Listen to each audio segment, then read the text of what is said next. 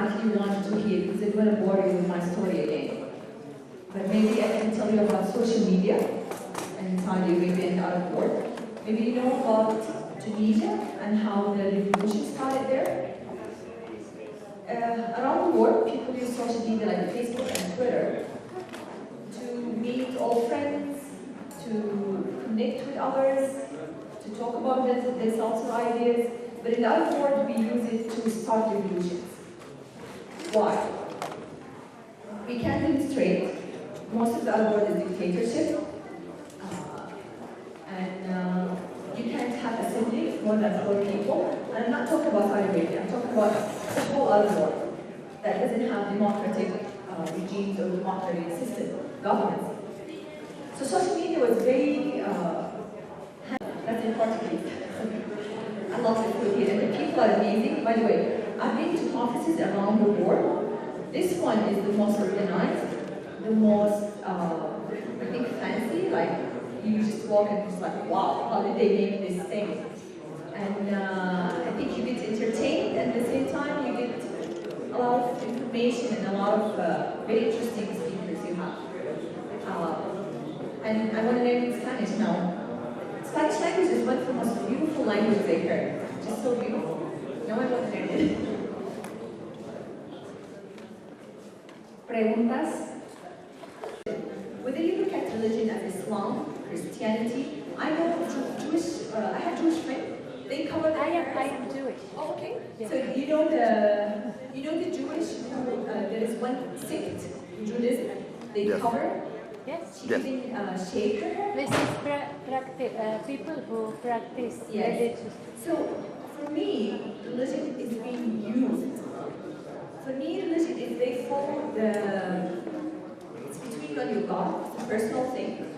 And it's forced to have these morals and being good to people, like Jesus and Prophet Muhammad was. But what happened now, politicians use religion. And religious people like it. If you look at Europe in the 1600s, they used the Caesar used the church. There's a very famous saying that says, it never in the history of mankind, the church was at the side of the people. It's always at the side of Caesar. It's always if somebody gets, how do you say, violated. It's the woman's fault. She has to demonstrate that she didn't provoke the man to rape her. This is why people from the Arab countries are so happy in Mexico, because machismo is very good. It's very similar. The level of... So in Mexico you have the same problem here? More or less. But the law... No. The difference is that the law is for all. Yes. So the law, at least the law is not Islamic law. So the law is civic law, and then everybody is equal under the law. Exactly. Now how the law is... That same day, Nisra Hariri was sent for interrogation, and they were threatening her to be sent to a trial. She's the first woman who wrote before me. And that week, Justinian was sentenced to lashes. The same way. So for me, it was just like, it's a joke. Right? You know, you're hitting with one hand and giving with another hand. You're not creating change. The second question is... About women. What do you think about their protests? Did you see Mia in IA back here? Have anyone seen it? Yes. Okay. Yes. So when it came, religious people in Saudi Arabia freaked out. He said, but they want our women to look like. For me, it's the whole world here about these few women, they come out like 3 or 4 of them. The whole world hear about it just because they're showing themselves topless. For me, they are creating impact in their own ways.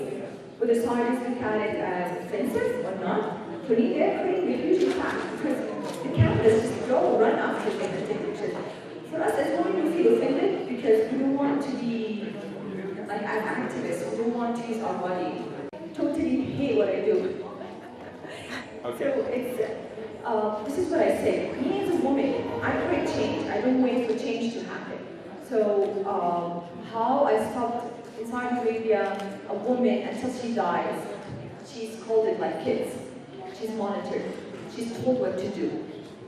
And they accept, they go and ask permission. I chose not to ask permission anymore. I have my own salary, I have my own money. I still have to go to my father to give me permissions. But what can you do? Because it's my life. Both times I got married, I was the one who was like, to my father, I'm getting married, marrying this man.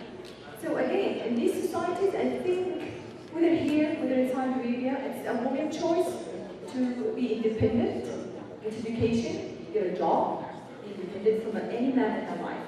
When she's independent from the man, when she doesn't need him, she'll be happy, and he will be happy too.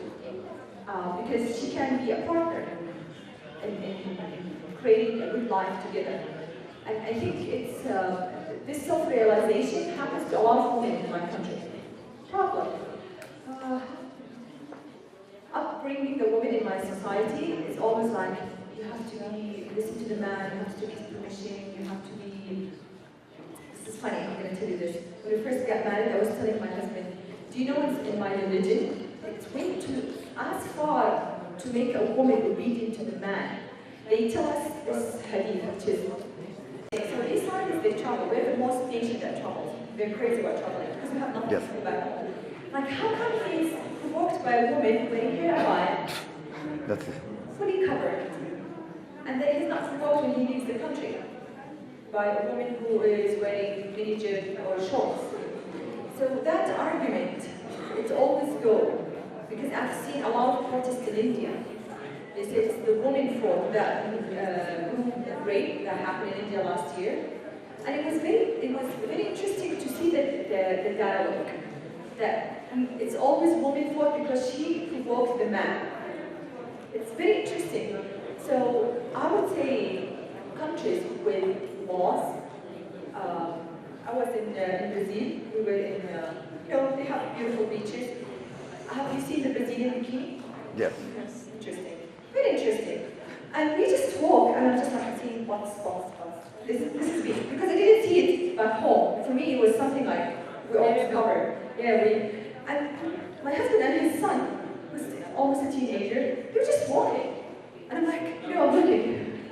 I was just like wondering, what's going on here? So for me, it's also a cultural thing. Because you look at the woman as a seductive object, you will always look at her like that. The source of evil, it's a cultural thing, it's a mental thing. Yes.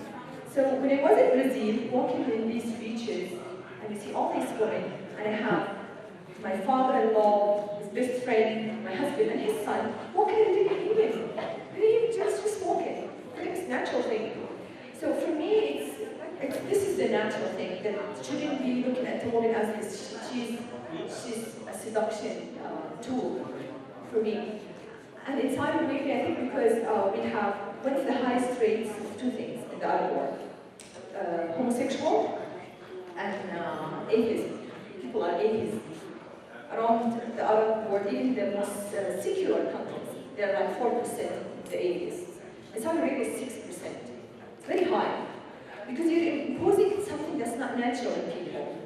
You're imposing things in the, for example, you go in the mall, and people will just like,